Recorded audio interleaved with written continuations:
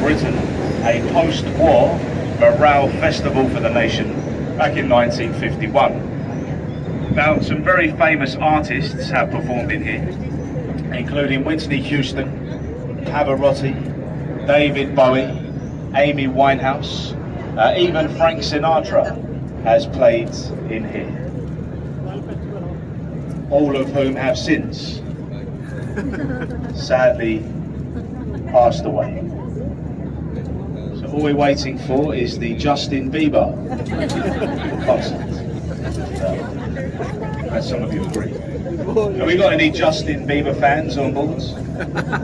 Oh, well, unfortunately, they said it's too late now to say sorry. For my believers at the back. The bridge ahead of us here, ladies and gents, well, this is Waterloo Road Bridge. It's affectionately known in London as the Ladies' Bridge because it was constructed by women during the Second World War. So during the Second World War, the men were fighting on the continent. The ladies at home, they built the bridge. Now, fun fact, Waterloo Bridge, it is the only river crossing in London ever to be completed on time and under budget. So well done to the ladies. There was a man in charge of making the tea. Somebody had to put the kettle on. On the right hand side here, the building behind the trees with the electronic sign, well, that is this country's National Theatre. The building itself does look like a multi-storey car park. It has been voted to be the ugliest building on the banks of the river for 10 years. I'm not sure why they have an ugly building competition, but they do. Leading architects in London, they believe this is the ugliest. However, once inside the building, you will find three of the UK's most prestigious playhouses, the Cottesloe, the Littleton and the Olivier Theatres, all inside the National Theatre over there to the right. Now folks, we are travelling downriver against the incoming flood tide. Okay, the tide is coming in, the level is rising. This afternoon at about 4:30, the tide will have risen 7.5 metres. Okay, so at the moment it's about 4 metres. It will continue to flood into London to about 7.5 metres in height. If you look along the river wall on the left, you can see how high the river rises on average. The green mark along the wall, that is our average high water, our height of 7 metres. Underneath the lampposts on the left, can you see the lion's heads? Okay, now these lion's heads today, they are purely decorative. They were once used as a flood warning indicator. Not so long ago, a policeman would have patrolled the embankments, and if one of these lion's heads was covered, submerged in water, in the London Underground it was at risk of flooding, and they would evacuate the surrounding area. Now the police, they had a rhyme to remember this, and feel free to join in. It goes, when the lions are drinking, then London is sinking. Thank you. If it reaches the lion's manes, we're going down the drains. See, we're struggling. Or if the lion's heads are ever ducked, then London is flooded. Flooded, shall we say. One of London's best kept secrets on the right, our very own tropical sandy beach. Some of the finest beaches in the world in London. As you can see, people enjoying the sunshine, children paddling in the polluted water. A good day out. Now behind the wall and beneath the road on the left lies the Victoria Embankments, London's Victorian sewage tunnel that we still use today. When it was designed by Sir Joseph Bazalgette in the mid-1800s, he designed it for a maximum capacity of 2 million people. There is now living in London closer to 10 million people. So we're due an upgrade, and these are the efforts we're making on the left. Okay, this construction site is part of London's super sewer, the Tideway Tunnel project. They're boring a super sewer underneath the river itself. It's going to take 15 years and cost £5 billion. Apparently, they're already 5 years behind schedule And if you have a look over there, you can see why. Nobody's doing anything. There's not a lot going on, but it is the weekend.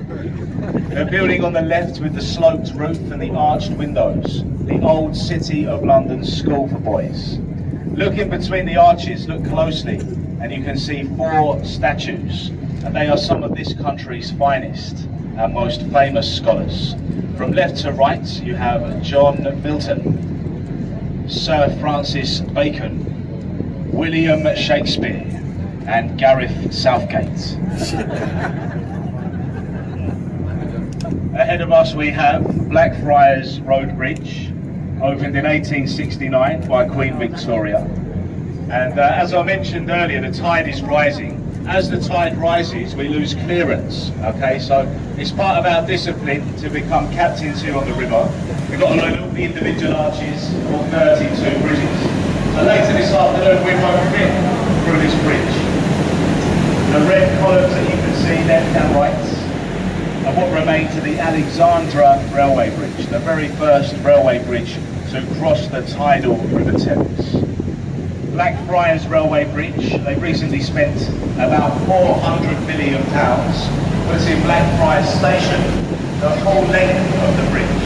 You can enter the station from either side of the river, and the platforms are up on top of the bridge. Solar panels along the roof. Blackfriars Railway Station. Ahead of us and to the right, the building with the large chimney.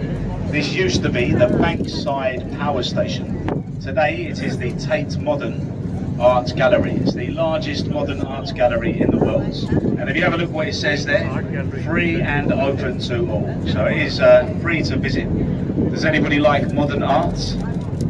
One person, 2? Okay, a few of you. Probably why it's free. I'm only joking. Go make your own minds up. Okay, there are some weird and wonderful exhibits on display. Walk across the Millennium Footbridge, and you can see St Paul's Cathedral over to the left. Sir Christopher Wren's masterpiece, the beautiful dome and the cross of St Paul's Cathedral. Completed in 1711, Wren, he dedicated 35 years of his life into building St Paul's. He's buried in the crypt alongside Lord Nelson and the Duke of Wellington. It was the tallest building in London right up until 1962. Before then, it was illegal to build anything taller than St Paul's. You know what, folks, we've got passengers on board this afternoon from all over the world. And it doesn't matter wherever you go in the world, if you're on a boat, it's socially acceptable to wave at strangers. You wouldn't do it walking around the streets of London.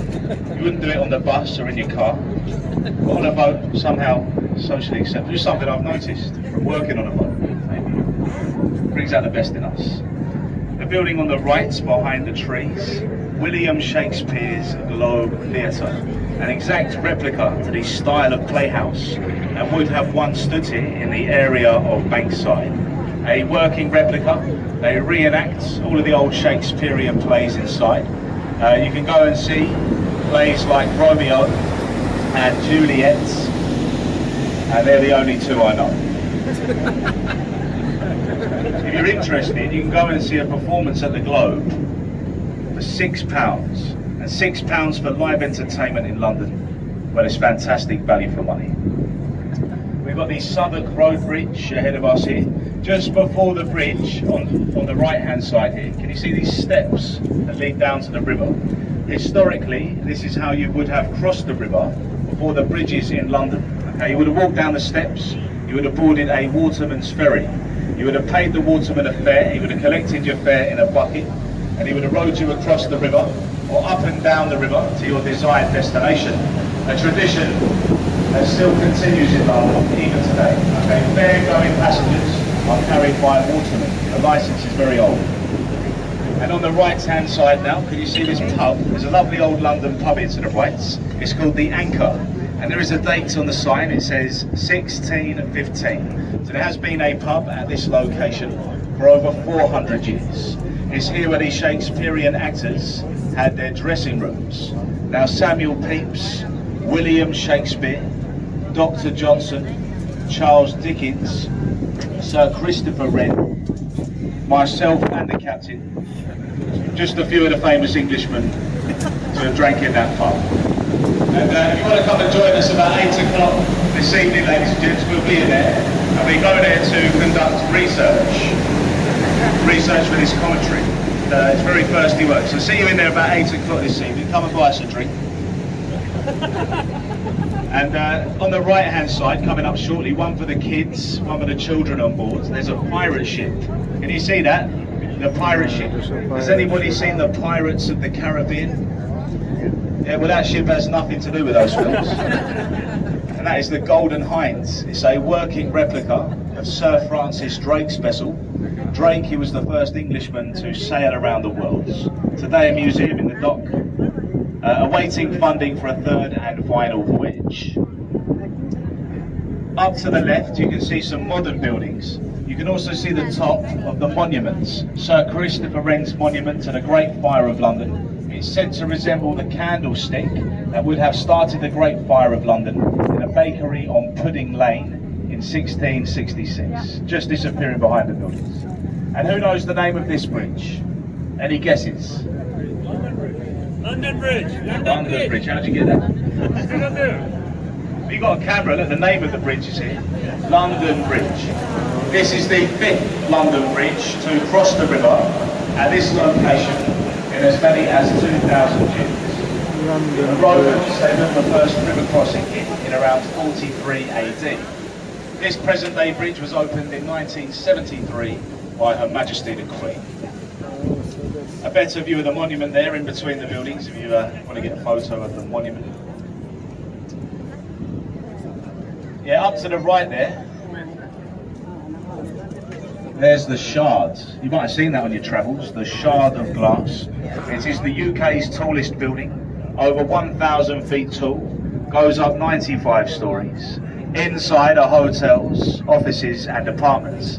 The most expensive apartment, the penthouse suite, was taken by the architect, an Italian man called Renzo Piano.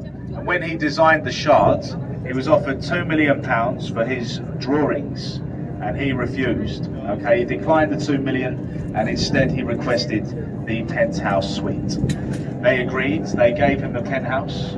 He lived there for 2 years, and then he sold the apartments for £48 million. A very clever man indeed. And if you've got 48 million, you can go and live up there at the Shard of Glass.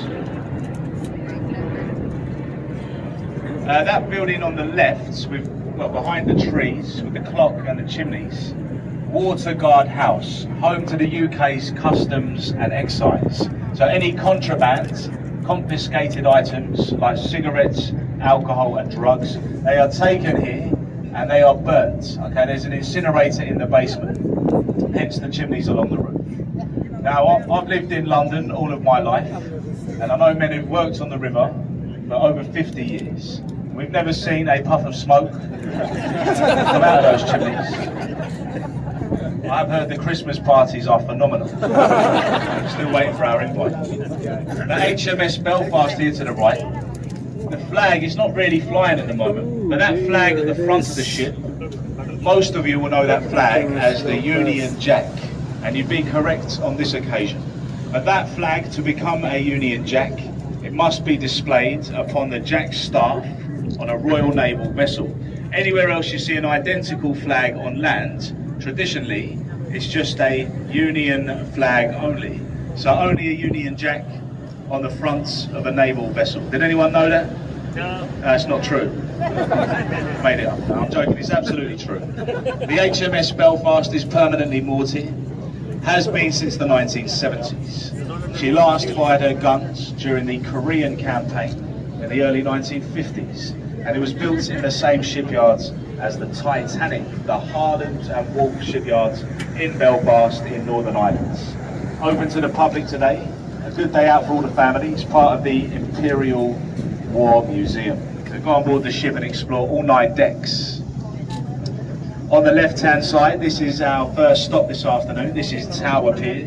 But what we like to do on this boat is we like to take you just a little bit past the pier, ladies and gents. And what we're going to do, we're going to go close to Tower Bridge, and we're going to turn the boat. Tower Bridge. And this is so everybody gets a nicer view and a nice photo opportunity of one of London's most famous landmarks, the iconic Tower Bridge. So stay where you are, we'll do the work for you. We'll take you close to the bridge, and when we turn, we'll have an unobstructed view on the right.